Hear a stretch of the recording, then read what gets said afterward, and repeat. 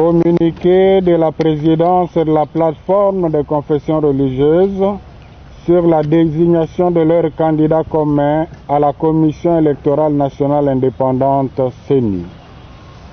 Le lundi 8 juin et le mardi 9 juin 2020, les chefs des confessions religieuses, membres de la plateforme de la République démocratique du Congo, RDC, sur demande de Madame la Présidente de l'Assemblée nationale, se sont réunis au complexe scolaire Cardinal Monsengo dans le but de désigner leur candidat commun à la CENI. Après échange et évaluation, il n'a pas été possible de dégager un consensus sur une personne qui représente les valeurs auxquelles tiennent les confessions religieuses, entre autres le professionnalisme, l'éthique et l'indépendance vis-à-vis des acteurs politiques. Compte tenu de l'intransigeance des uns et des autres et des rumeurs persistantes de la corruption, aussi par souci de privilégier une solution consensuelle, le président des séances a jugé bon de ne pas procéder au vote qui reste le dernier recours conformément à la charte des confessions religieuses. Nous espérons que dans les jours à venir, la recherche du bien-être du peuple congolais l'emportera sur toute autre considération et permettra aux confessions religieuses de trouver un consensus édifiant pour les pasteurs que nous sommes.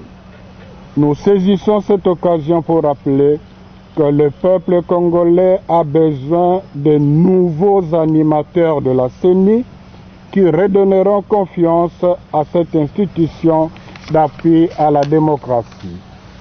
En marge de cet exercice du choix du candidat commun de la plateforme des confessions religieuses à la CENI, la SENCO et l'ECC informent l'opinion qu'elles font partie du consortium pour les réformes électorales auxquelles elles tiennent.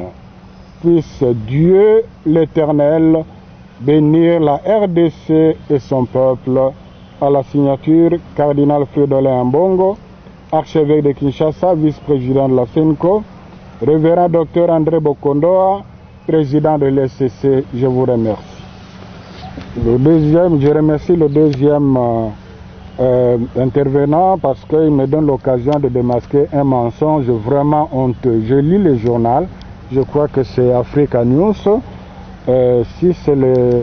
J'aimerais bien vous relayer ma réponse parce que là il s'agit de mauvaise foi.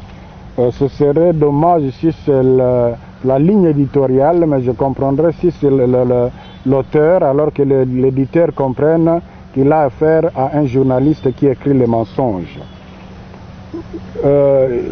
Parmi les candidats retenus, il y a eu le candidat de l'Église catholique, pas le candidat de Cardinal Ambongo. Comment est-ce qu'on est arrivé à ces candidats de l'Église catholique? Nous avons une commission, la commission Justice et Paix, la commission qui a piloté la plus grande mission d'observation ici en Afrique. Alors pour ce genre de choses, on se réfère à la commission. Le secrétariat général demande au secrétaire de la commission qui maîtrise le mieux la question électorale dans votre commission. Il n'y a pas eu de doute que ce soit celui-là parce qu'il a fait ses preuves. Et puis c'est quelqu'un qui a travaillé à la CENI au niveau provincial. Pour preuve, c'est que aucun parmi les membres de confession religieuse n'a eu à se lever un greffe contre lui. Aucun. Donc, dire que le cardinal a imposé son... Ça c'est le premier élément de réponse. Deuxième élément, pour faciliter les négociations, du moment où on était devant 3 candidats, c'est la SENCO, le cardinal qui a retiré la candidature de la SENCO pour faciliter les négociations. Est-ce que quelqu'un qui impose son candidat peut le retirer à un moment où on n'a rien à lui reprocher, où il n'a eu aucune critique à son endroit? Apprécier la hauteur, la grandeur d'esprit, la hauteur de la SENCO, l'esprit de la négation de la SENCO, qui a pensé retirer son candidat pour faciliter les négociations. Et cela dit, la Senco ne peut pas non plus accepter n'importe qui.